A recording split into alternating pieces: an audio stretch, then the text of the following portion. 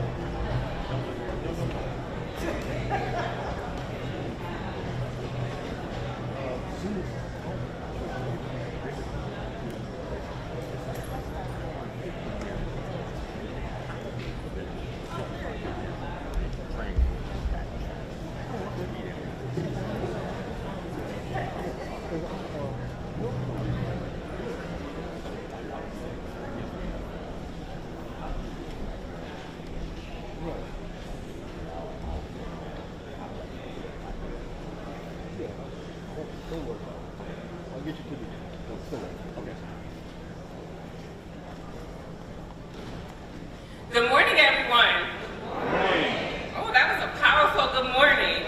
I'm the Vice President of Marketing and Communications here at the Congressional Black Caucus Foundation, and it is my honor to welcome you to the opening press conference for the 54th Annual Legislative Conference.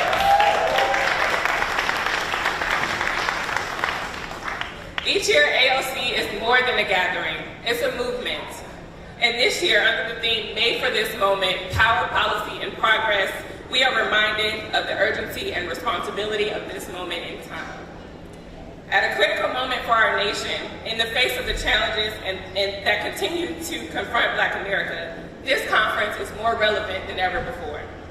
For more than 5 decades, the CBCF has convened leaders, advocates, change makers, and everyday community members to not only reflect on the issues, but to chart a path forward. What makes this year's opening press conference unique and more powerful is that we are bringing this press conference into the community here at Sycamore and Oak.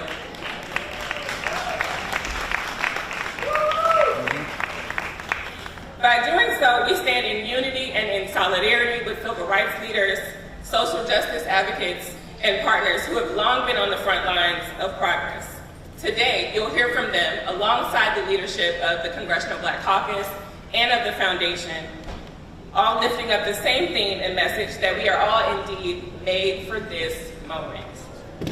Together, we'll highlight how the CBC and the CBCF continues to rise to meet the challenges before us, and how this conference remains a vital platform in providing information, insights, and the tools needed to strengthen and support our communities. With that, it is my pleasure to introduce someone who understands deeply the importance of community and the power of this moment. She's a dedicated advocate for all communities and chair of the Congressional Black Caucus and the representative of New York's 9th Congressional District. Let's welcome Congresswoman Yvette D. Clarke.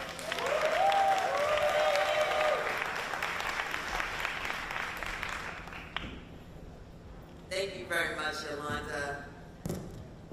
Let me just, from the outset, say what a beautiful morning and good morning to each and every one gathered here. Good morning. Good morning. That's what I'm talking about. I am Congresswoman Yvette D. Clarke, proudly representing New York's 9th Congressional District, and I have the distinct honor of serving as chair of the Congressional Black Caucus for the 119th session of Congress. I am excited to welcome you to the 54th Annual Legislative Conference. and we are extremely, extremely happy to be here at Sycamore, where we know that the community continues to gather, and where we know that our presence makes a statement.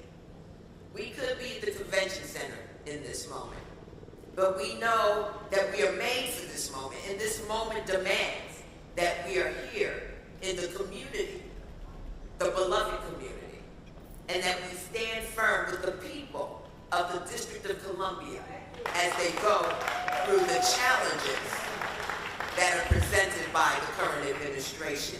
And we stand with the leadership of the District of Columbia. This year's theme is a charge and not a slogan. We are made for this moment because our communities demand it. We are made for this moment because democracy depends on it. We are made for this moment because we carry a legacy of courage, conviction, and change. The Congressional Black Caucus is not just an institution, it is a movement. The work of the CBC has prepared us for this moment through our leadership, our advocacy, and the relentless pursuit of justice and equity. For more than 50 years, the CBC has stood as the conscience of the Congress, challenging the status quo and shaping policies that impact the future of our nation. Every day, the CBC works to hold the federal government accountable to Black communities, fighting for equitable criminal justice policies, protecting voting rights, and securing meaningful investments in education and economic opportunity, and pushing back against efforts to occupy our neighborhoods with federal law enforcement. Our communities deserve security, respect, and self-determination, not intimidation.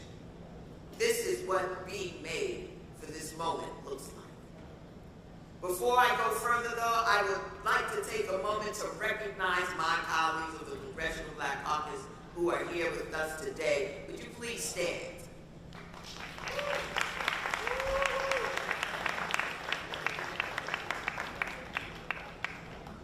I was like, am I missing something?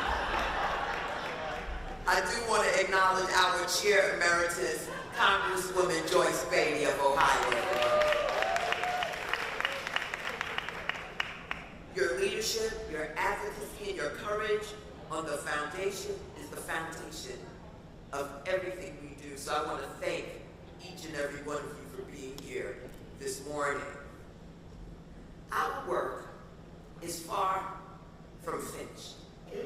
In a way, it's a new beginning, because we have crossed the Rubicon in this nation. And across the country, efforts to roll back fundamental rights and silence Black voices persist. However, we will not be deterred. We know that the progress of Black America is inseparable from the progress of America herself. And we are here to ensure that progress continues.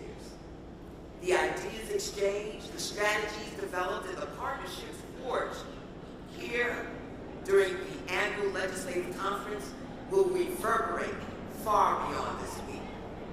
Together, we are shaping an agenda not just for the Congressional Black Caucus, but for the future of our nation.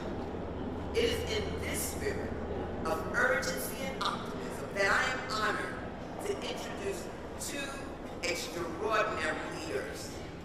Actually, one extraordinary leader. And she is a woman who has put her all into leadership, has galvanized community across the board in liaison and in partnership with civil rights organizations, with community. She is the leader of our foundation, who continues to pour into our young people opportunity to not only participate in the internships and fellowships of our foundation, but to establish an alumni association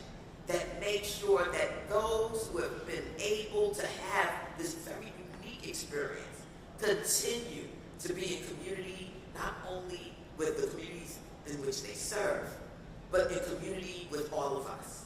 And so it is my honor and my privilege to now bring to the podium the President and CEO of the Congressional Black Caucus Foundation, none other than Mrs. Nicole Austin Hillary.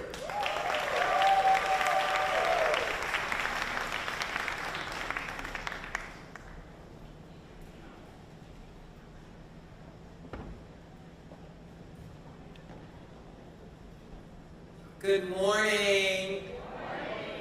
I am just elated to look out and see all of you. I wish you could see what I see.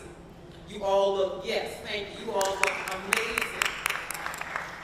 And I want to thank Representative Clark for her remarks and for her kind introduction. I feel like I owe you money for that introduction, Representative Clark. But listen, I want you all to know, as Representative Clark said, we knew that this year had to be different. We knew that this year our power, our collective unity had to be on display. And that's why we are here in Ward 8 in Southeast Washington, D.C., here at Sycamore and Oak. That is why we are here. I want to give a special thank you to someone who doesn't need recognition, but Mrs. Cora Masters-Berry.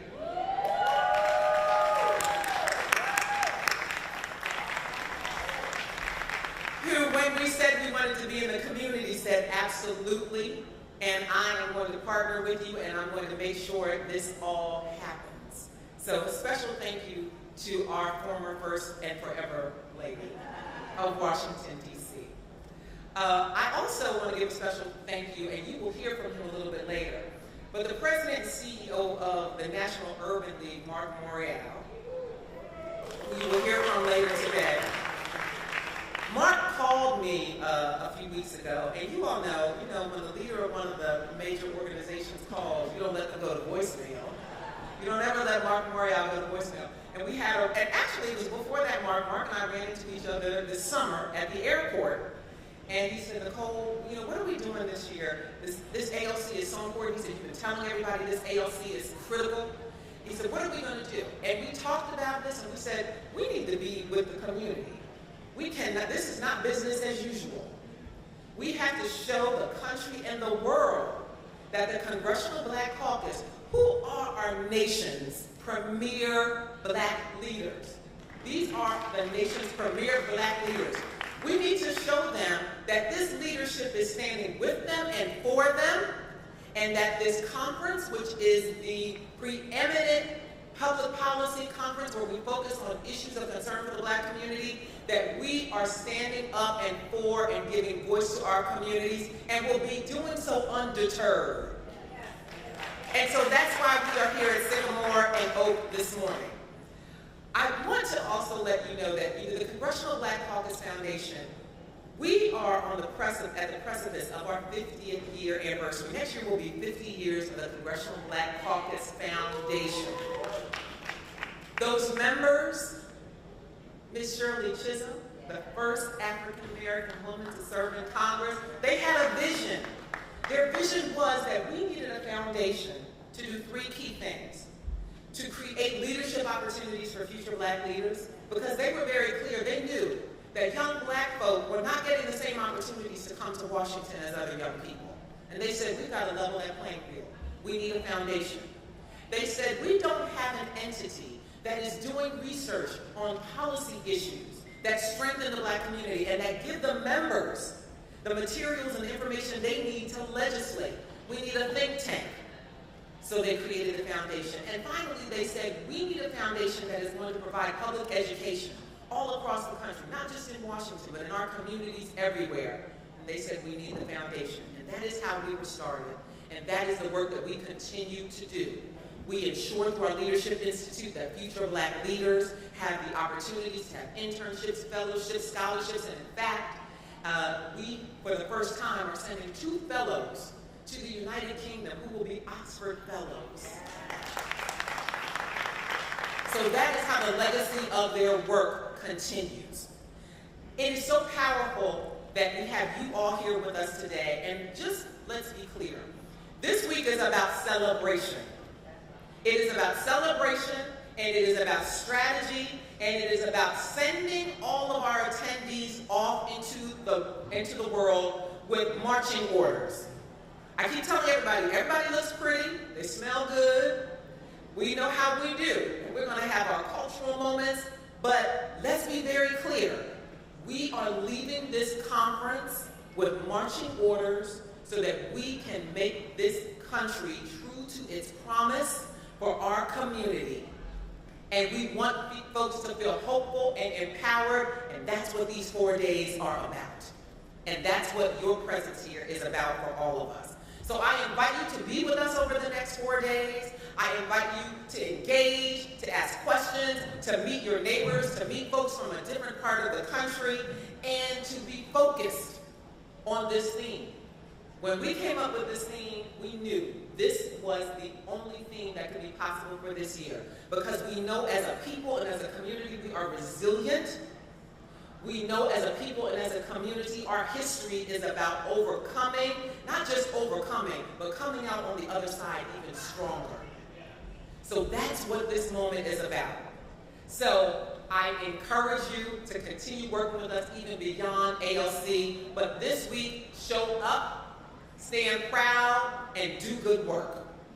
So I want to now take this opportunity to introduce someone who really needs no introduction, but that I want you all to hear from, and that is our leader of the Congressional Black Caucus Foundation. She is none other than a voting rights leader, a leader of the community, a sister, a daughter of the South, an amazing leader who makes certain that at the Congressional Black Caucus Foundation, we keep our eyes on the prize. So please join me in welcoming to the podium the representative from the great state of Alabama, 7th Congressional District, our Congressional Black Caucus Foundation Board Chair, Representative Terry Sewell.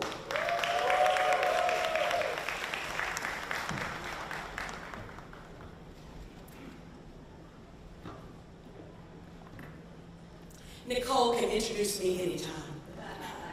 Good morning, everyone. I'm Congresswoman Sewell, and I am very honored to serve as the chair of the Board of Directors for the Congressional Black Caucus Foundation. I know that on behalf of the 36 members of the CBCF Board, I welcome you to the 54th Annual Legislative Conference. I saw some board members here. If you're a board member of the Congressional Black Caucus Foundation, please wave your hand.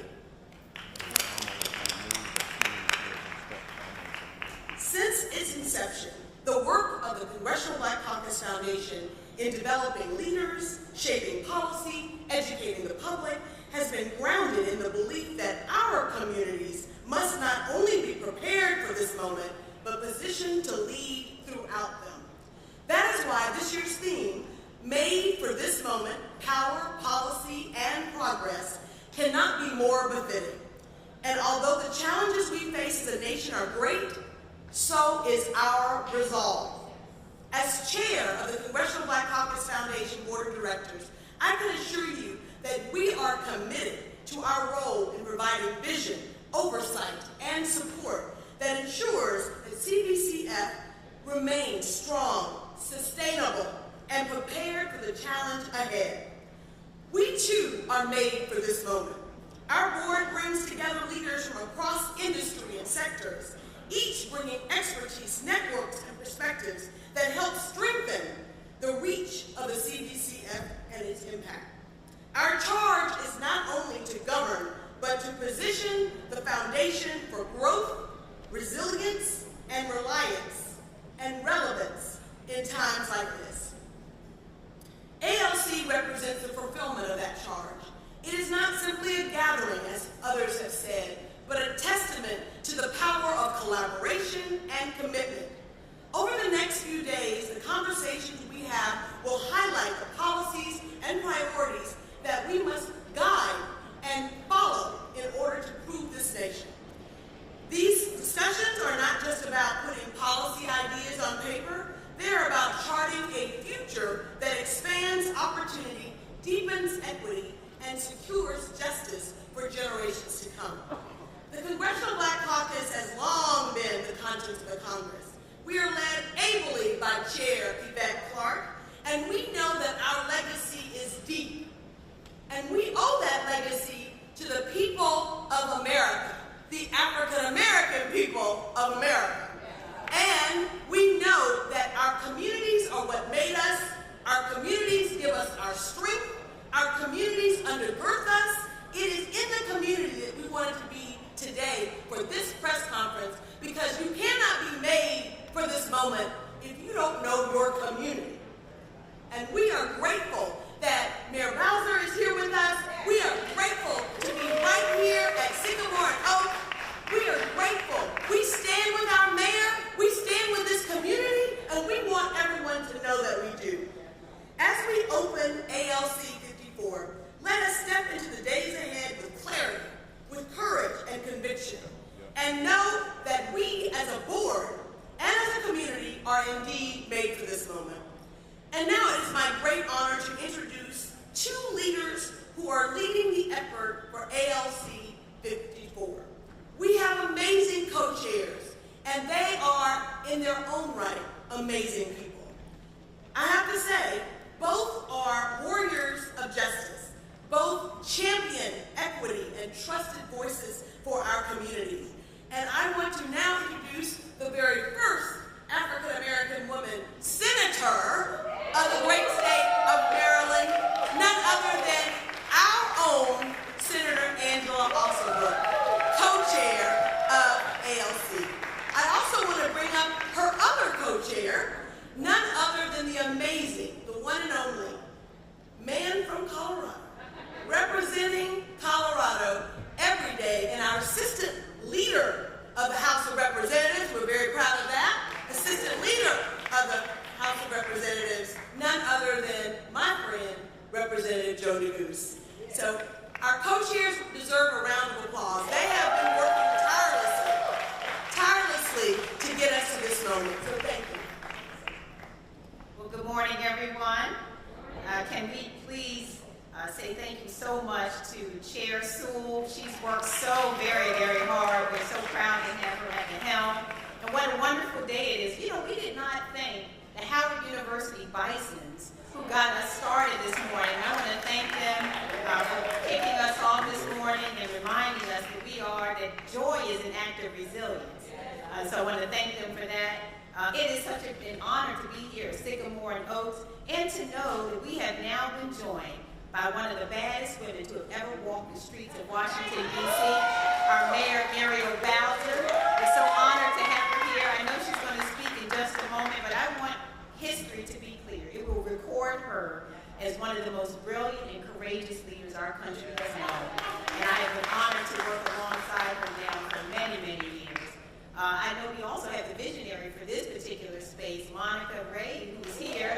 Sycamore and Oaks wanted to acknowledge her as well. So, you know, it's what a beautiful morning it is to be here, and I have the privilege of representing the beautiful state of Maryland. And I am also so thrilled to serve as the honorary co-chair for this year's annual legislative conference. And I have to tell you, it is such an honor because I am a part of this conference's legacy. I served as a Congressional Black Caucus intern 33 years ago in 1992. And what an honor it is to come back today for my very first conference as a senator. Standing here with all of you, I am also reminded why this gathering matters so deeply and that we are truly made for this moment. But I want to be clear that we don't need anyone really to remind us that we are made for this moment, because we are the truest patriots this country has ever known. A country that we work tirelessly on behalf of, even though we often love the country more than the country loves us. So we are not here today because we have anything to prove. I think we have already proven it again and again and again. And I love the words this morning that we are here to celebrate, because we have much to celebrate. This week is packed, therefore, with opportunities for us to learn, engage, and take action. Today kicks off CBC member-led sessions and discussions that are designed to set the tone for the week and to empower us to champion the causes that open doors, expand opportunity, and give us the tools, not just to persevere. We're not here to live on the margin, but we know we want our kids and our kids' kids to live beyond their wildest dreams. Tomorrow, do not miss the National Town Hall that will be hosted by Joy Reid, where we will confront the very real assaults on progress facing our communities under the current administration. Panelists will break down how executive actions, partisan redistricting, and federal overreach are rolling back decades of progress and widening inequities, particularly for Black communities. More importantly, this town hall is a call to action, equipping us with strategies to push back, defend our rights, and advance racial equity. Thursday evening, we celebrate the extraordinary and super bad women leading in our communities at the Sojourner Women of Truth Awards, featuring the Grammy-nominated artist y'all were in for a treat, Leela James. And this reception will honor women who embody Sojourner Truth's fearless spirit of justice, equality, and vision. It's a moment to uplift and recognize the leaders who are shaping a brighter future for all of us. And on Friday night, I want y'all to get ready for one of the signature events of the week, the Black Party with DJ D Nice. This party is more than a celebration. It's a part of the Emerging Leaders series, giving young professionals a space to connect, celebrate, and be inspired. It's proof that our legacy, creativity, and joy are always at the center of progress. And don't stay out too late, I have to tell you, on Friday night, because Saturday is going to kick off with a day of healing prayer breakfast. And it will be led by the preeminent, and I dare say one of the greatest theologians, it will be told, of our day, Reverend Dr. Howard John Wesley of the historic Alpha Street Baptist Church in neighboring Alexandria, Virginia, will be on board to bring a word from the Lord. He will be joined by musical guests, and I have to just say so, and Dr. Barbara Skinner is here as well, and we are unashamed to say that Anthony Brown and Group Therapy, who are our church members, will be there to bring us music on Saturday. This moment of reflection and spiritual renewal reminds us that sustaining progress also requires care for our minds, hearts, and communities. And the truth is, we are at a pivotal moment.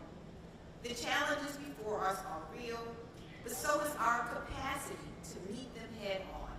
From today's sessions to the town hall, awards, celebrations, and prayer, every part of this week embodies our theme, made for this moment, power, policy, and progress. We are equipped, we are ready, and we are committed to creating lasting change for our communities, our country, and our future.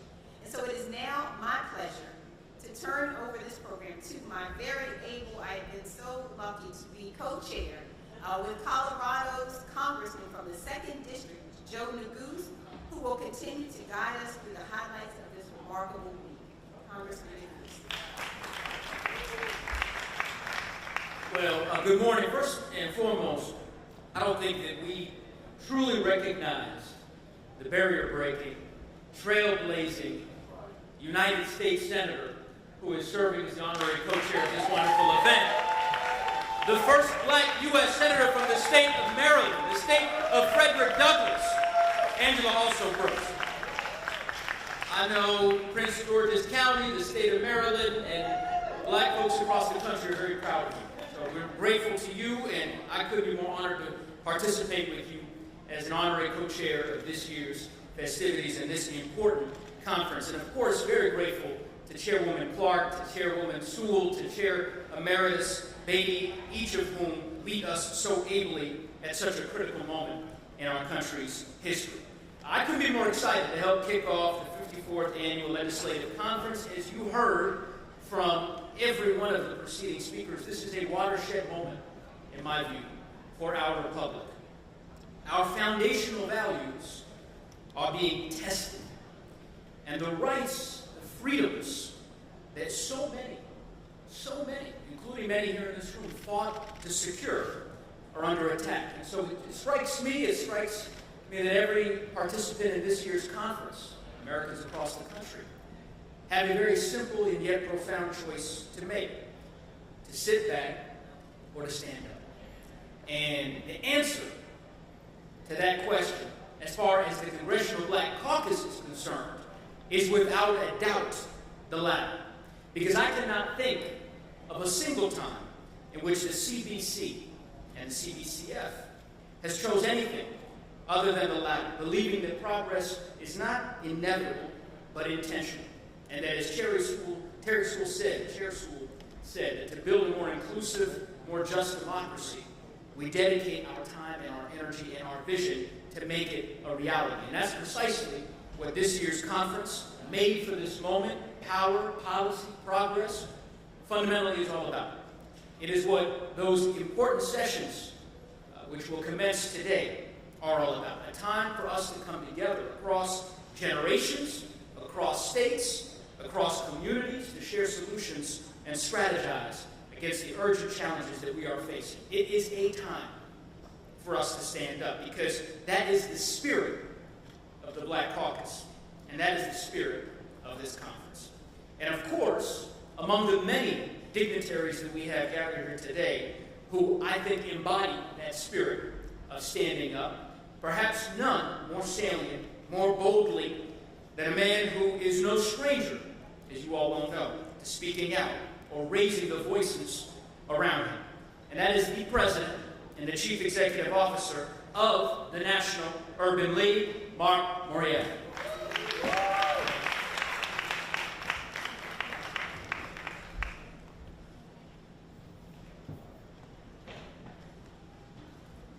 Good morning. Issue having been joined, let's put our hands together one more time for all of the members of the Congressional Black Caucus, our leaders and chairs. And I especially want to acknowledge the mayor of this city, my longtime friend, who has, because respectfully, being a member of Congress is tough, but running a major American city is like being amongst alligators, crocodiles, and serpents all the time. Mayor Bowser, thank you for being here. And also the forever First Lady of the great city of Washington, Corps Master Barry, my friend, my mama, in so many respects. Let's give her a big warm round of applause. And to you, Barbara Williams, too. Here is what I want to say. It is noteworthy that we are here at Sycamore and Oak.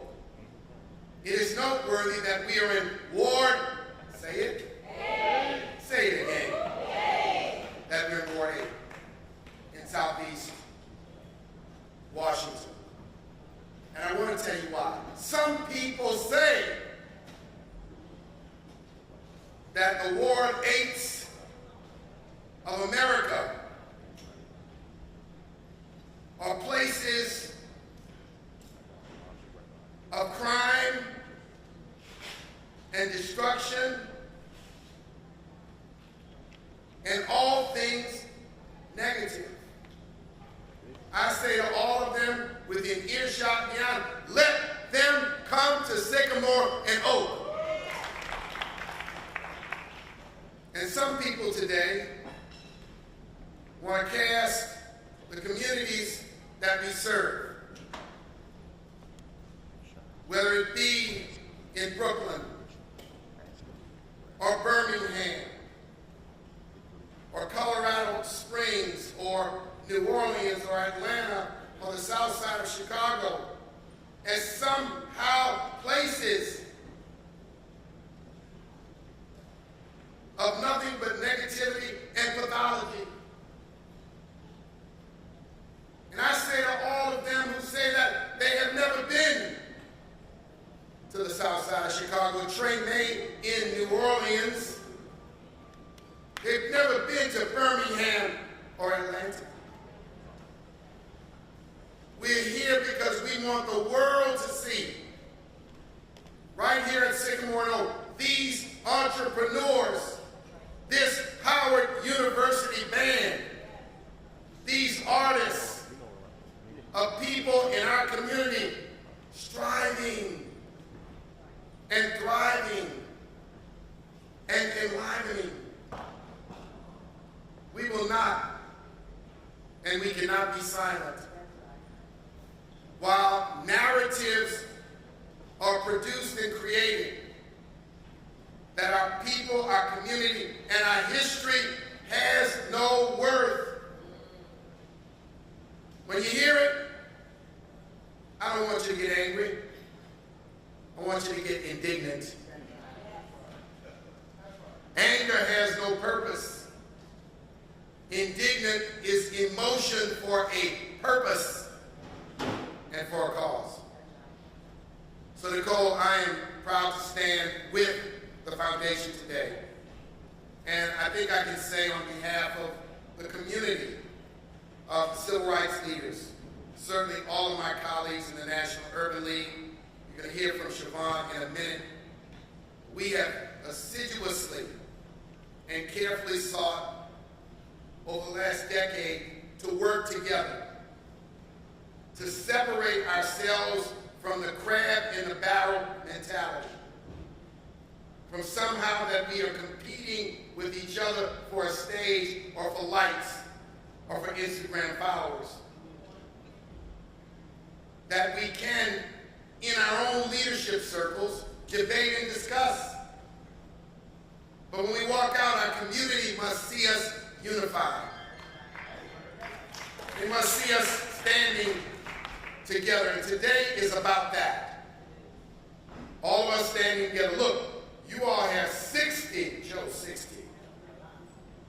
That's a lot to keep together. 62. I didn't know how y'all count because I know y'all count some and don't count everybody. But let me just say this. I want to bring my remarks to a close this way. What is it that we need to be united about in this moment? I want to assert that we should be united around three things. Number one, the defense of democracy. And that means everything from the First Amendment, the right to speak, the right to learn, the right to assemble,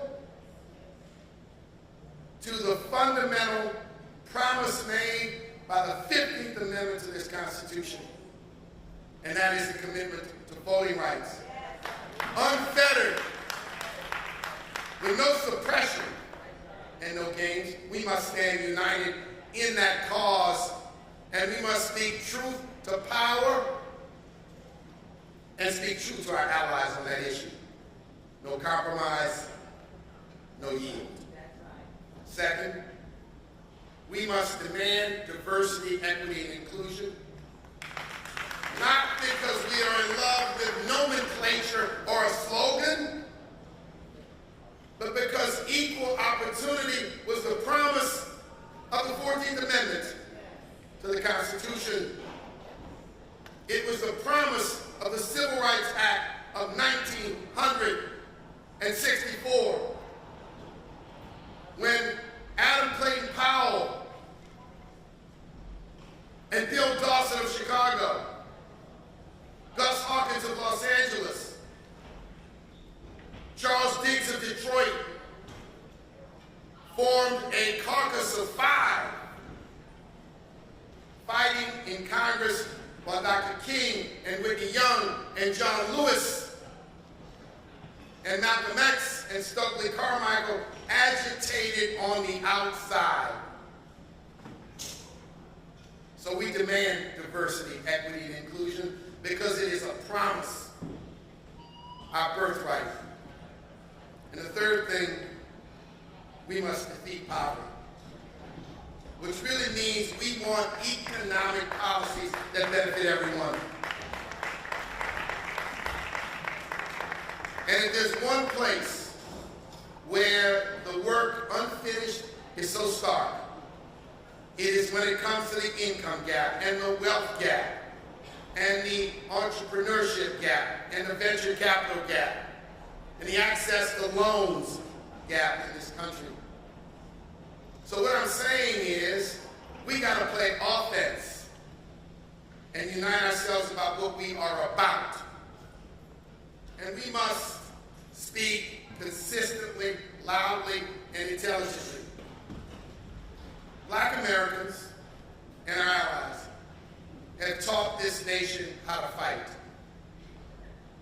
with our heads and with our hearts. Not with a bayonet, not with a stick, not with long, loud, angry voices. So that's how we should stay united today. Great Bob Marley, he told us Africa must unite. I'm here to say, Black America, we must unite. So with that, please greet my colleague, Siobhan Arline Bradley. She is an ordained minister. She is a graduate of Tulane University.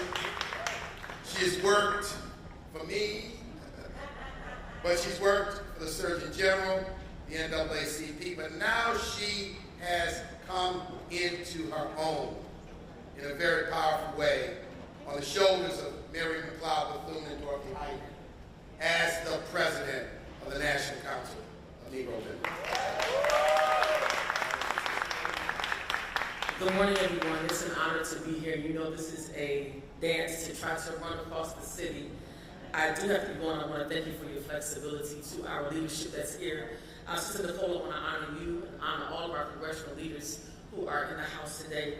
There is something that I want to very clearly say, and that is in 1 John 3 and 4, anyone who practices lawlessness is a sinner. And so where we are in this moment is we are seeing practices of lawlessness, and I call it sin in the nation. And so today, as the CEO of the only organization that is Black and woman-owned that sits on Pennsylvania Avenue with a Black woman mayor, I say the names of Alexis Herman and Dorothy Height and Mary McLeod Bethune, that in only 246 days this administration has shown us they will gut the work. Dismantling DEI, gutting SNAP, Medicaid, Medicare, and massive job layoffs, and yes, Black women, over 318,000 Black women have lost their jobs. I come to say very quickly, we are made for this moment. As a community that has a buying power over $2.1 trillion, 52% of that $2.1 trillion spending are Black women. And yet and still, we stand as the sole source of many households, making only 64 cents on every one white male dollar. When Black women are on the losing end in policy, the world is on the losing end in policy. And history tells us we are made for this moment. We are made to pass this test. NCNW is here not only with the CDC, but also with the state of the people, about to serve the community right here in Southeast Washington, D.C. And as I close, almost 90 years later, our founder, Dr. Bethune, outlined a formula in our mission, and that we must lead, empower, and advocate women of African descent, their families, and their communities. It's going to take us standing strong, standing collective, and standing with conviction, united in this fight. And this is how I believe we will meet this moment. God bless you all. To my board, my leaders, I thank you. And I believe I'm turning it back over to Senator Alsobrooks. And Senator Alsobrooks, is that right? All right, Senator Alsobrooks, thank you all so much.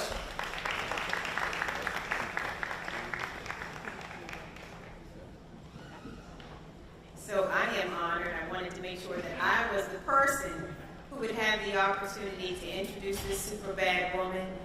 You know, there is a concept in the law, res ipsa loquitur, which essentially means the act speaks for itself.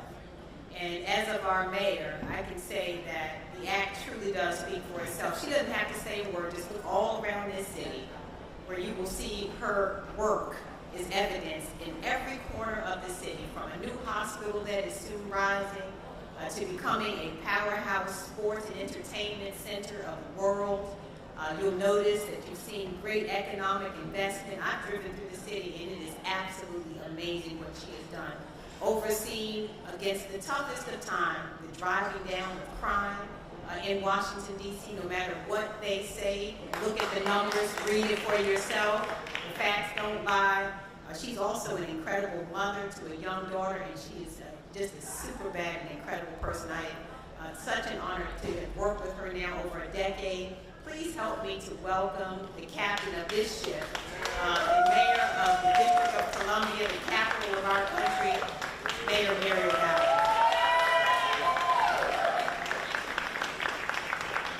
Well, good morning, everybody.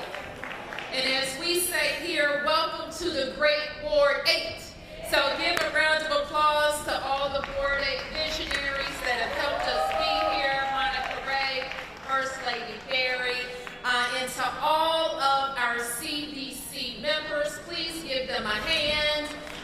Chairwoman Clark, Senator Alsobrooks, Congressman Nagoose, and all the members of Congress who are here. This is what I know. When we have a fight on the Hill, we never have to fight the CBC because we tell the CBC what's going on, what we need, and we can always count on their help and support. I want to thank the chairwoman. When the first news of the incursion broke, one of the first calls I got was from the chairwoman who said, I'm going to pull together an emergency call with the CBC. And within a couple of hours, so many CBC members dialed in, joined, and said, what can we do to help? So I want to thank you for that. You heard a little bit from the super bad senator from the great state of Maryland, my friend Angela Alsobrooks. So I'll just say it now, mark my words, watch her. Better watch her. America not ready for her, watch her. And I want to thank her for always being there as a sounding board and as a friend. So let me give you a few facts about the real DC. Coming into 2025, and you know what that means, not with this one, but before this one, DC was the fastest growing jurisdiction in the nation. Student enrollment and achievement in our schools was outpacing all of our peers nationwide. We have a AAA bond rating, which means DC is a great bet to do business. We had passed 30 consecutive balanced budgets. We brought down violent crime by 35%. We're a truly beautiful, green, walkable, livable city across all 8 wards, including the Great Ward 8. We have the #1 park system in the nation. And our history and our culture, no offense, Mark, is second to none in the United States. Last year, 27 million people visited Washington, D.C., besting our previous record. So that is a place that is beautiful, clean, and safe, where people want to live and raise their children. That is the real D.C. Now let me brag about Ward 8 for a minute, which is where we are. And when I ran for mayor, and you'll appreciate this, Mr. Mayor, my promise to Ward 8 was, I won't be like some other politicians who came at election time and never came back. And this Congress Heights development where we are is a promise made and a promise kept. Where we didn't have activity, and now we've invested over $1 billion in this Congress Heights alone. We have a new hospital. We have a Whitman Walker Clinic. We have a professional sports team at our practice facility in the home of the Washington Mystics. And we have hundreds of new Ward 8 residents. That is the story of DC. And I know you will help me tell the rest of the story, because one byproduct of when we have some national attention is our fellow Americans realize that we're not just like them. Even though we're full-blooded Americans, even though we pay taxes, even though we go to war, and even though we're right here a stone's throw from the Capitol, our Congresswoman doesn't have a vote, and we have no representation Senate. We are the definition of being taxed without being represented. And so what is even more clear that we're not represented, we're also not fully autonomous, because the President of the United States, by law, by our own home rule charter, can take us over for almost no reason. So what is the solution? Statehood for Washington, D.C. And so I hesitate to say statehood for Washington, D.C., because what it is statehood for America, for the people of Washington, D.C. Because when we are fully represented, the Senate is more complete. The ideas of all Americans are included. And that is the only way that we'll be fully represented and fully autonomous. I know when it happens, and it will happen, it will be the CBC that's at the forefront, and the CBC that's in the lead, and the CBC that will deliver it for Washington, D.C. So I always say this too, as I said to the chair, thank you for hosting this event in Washington, D.C. Thank you for bringing thousands of people to fill our hotels, go to our restaurants, learn about all 8 wards and the great culture of our city. And thank you for being not only the conscience of the Congress, but the action in the Congress. Thank you, everybody.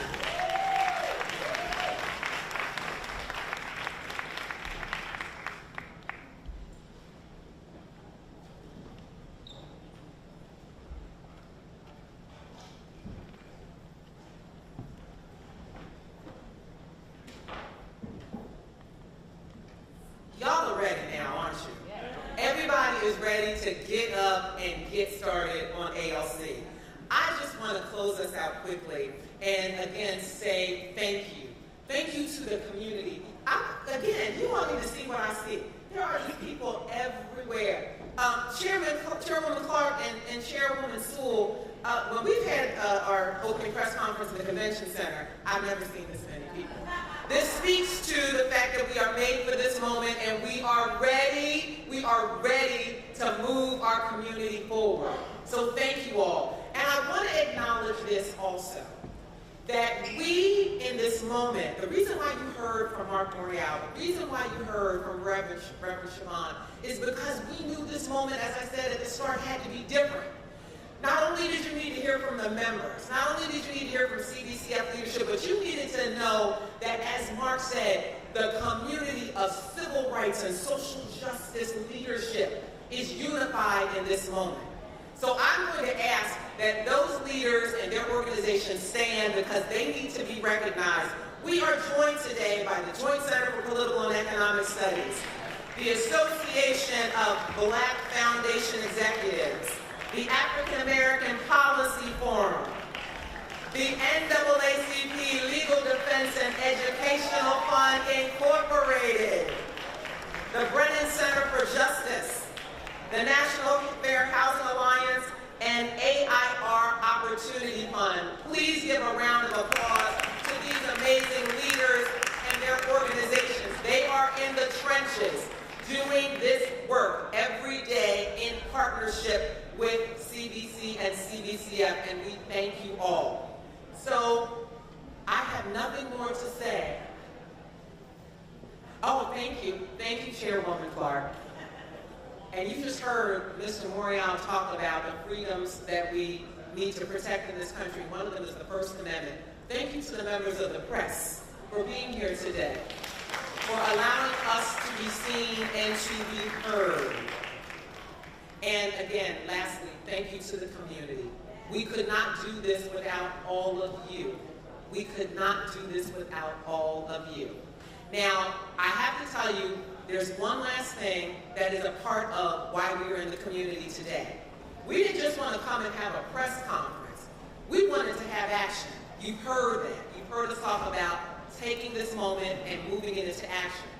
I want to let you know that following the press conference, just a little bit later, the State of the People, whom you have heard about the amazing work they've been doing throughout the country, they've been hosting conversations, being in community across the country to talk about the issues.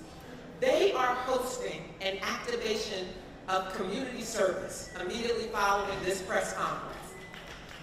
The State of the People is led by none other than an amazing leader, a woman who speaks truth to power, who gives voice to community, and herself is the former executive director of the Congressional Black Caucus, Ms. Angela Rye. And I want Angela to give you your final marching orders so you can go from the press conference into the community and into activation. And I look forward to seeing all of you over the next 4 days at the annual legislative conference. Angela, put us to work.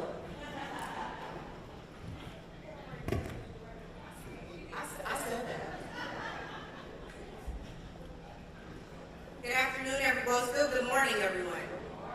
I will not be before you long. I just want to say thank you so much to our partners at the Congressional Black Caucus Foundation, our members who are my forever family. I get to see Dr. Barbara Williams-Skinner, who preceded me as executive director, and my forever boss, Vince Evans, who is the current executive director. Please give it up for Vince Evans. He works hard, y'all. I'm very, very grateful for Vince. And for all the members, Congressman Clark, our chair, I just want to let you all know there are members of our community who are experiencing so much trouble right now. Trials and tribulations are being experienced on every side, and one of the things we realized during the State of the People Power Tour is we are so much better together. We are so much stronger together. It is imperative for us in this moment to come together in ways we never have. That little beef you have, it's time to let it go. Yes. The thing that person did to you 15 years ago that you don't remember, you got to release it. We have to get free, right? And the only way we get free as Black people is to come together to ensure that we are all working inherently in our gifts. And so today, we have Black farmers. Turn your neighbor, say Black farmers. Black farmers. They are giving away fresh, free produce. We don't know what the food supply chain is going to look like, so we need to be connected to our Black farmers, right? We have a shoe giveaway. I don't know about y'all, but I'm a little bit of a sneakerhead. You can't tell with these on today. But we have a shoe giveaway and a gift card giveaway. We want to inspire our young folks. For those who are no longer in school, we are not asking any children to skip school. And then for those others who are working today but can join us on our lunch break, we have free food from some of the amazing Sycamore and Oak vendors. And please give it up to Sycamore and Oak for hosting this. This is a beautiful facility. And then certainly last but not least, I would love if our team, our volunteers could come up this way if you all can be seen. All of our vendors and resources. Ms. Clark said she wanted to ensure that people were equipped. So we have resources here today. I don't know how quickly they're moving, but if not, you all will see them around. With that said, I want you all to remember the Congressional Black Caucus is the conscience of the Congress. And so it is imperative for us to be the conscience of the community, to be the conscience of the culture. And the only way, again, we do that is to know what is before us so we know how to proceed. Thank you all so much for being here today. Take care.